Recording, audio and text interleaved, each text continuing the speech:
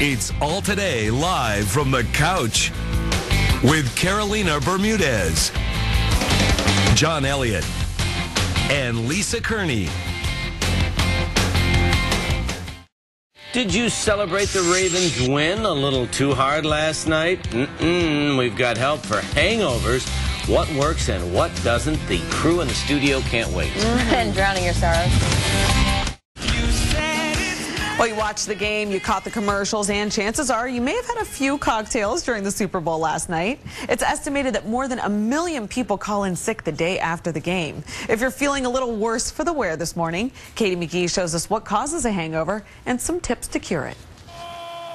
So the Baltimore Ravens are Super Bowl champs, but are you feeling like a champion this morning? If not, you're probably not alone. Super Bowl Sunday is a big day for beer. Super Bowl Sunday ranks at the 8th busiest day for beer sales. We expect to sell more than 50 million cases of beer. Whether beer or other adult beverages, a little too much can leave you feeling fuzzy the next day. But what causes a hangover? There are properties that we know about alcohol.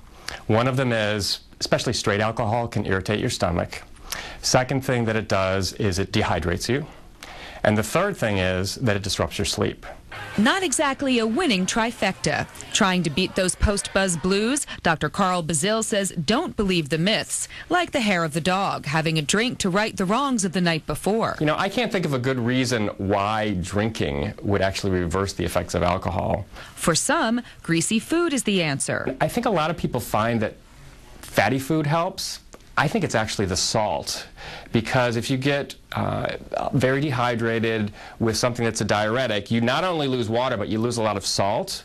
So, you know, not if you're somebody with high blood pressure, you don't want to take a lot of salt. But salty foods might actually help you to retain that fluid when you're taking it the next day. Dr. Bazil says lots of fluids and a little caffeine may help. There are also multiple products on the market to help hurry that hangover along. One of them, Blowfish, which contains aspirin and caffeine, and a little something extra, according to creator Brenna Haysom, who worked with scientists to perfect the formula. The effervescent tablets have been shown to work twice as fast as regular pills, and it allows you to take 2 tablets, drop them in water, and you're feeling better by the time you get out the door. But Dr. Bazil says if it sounds too good to be true, there's something to it, but I don't think it's going to cure everybody's hangover.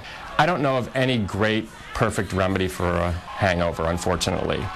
To some extent, it's just waiting it out. You can use some things that may help you get through that period of time, but you're going to have to wait until your body gets back to the way it was before. There are also pills and patches that claim to keep you from getting a hangover. Most contain vitamin B1, which is depleted in the body by heavy drinking.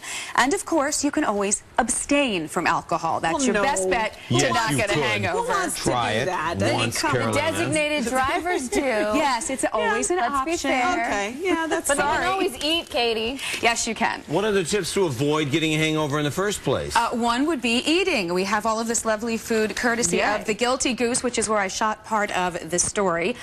You want to make sure that you have a full stomach. The first place that alcohol is absorbed into the body is in the stomach. So if it is full of food, it's going to absorb at a slower rate. Yeah, but then you don't get a buzz. Then well, but maybe you don't want one. But the other thing, you want to limit your drinking to 1 drink per hour. Okay. Everybody metabolizes alcohol differently, but that is the safest way to do it. But the big thing here, when you limit it to that 1 drink per hour, you want to make sure that it's only 1 drink per hour. Now, if you're having a can or a bottle of beer, you know how much you're getting, right? Right. Yeah. If you're drinking wine or mixed drinks, you're beholden to the pourer. And like a glass of wine is 5 ounces.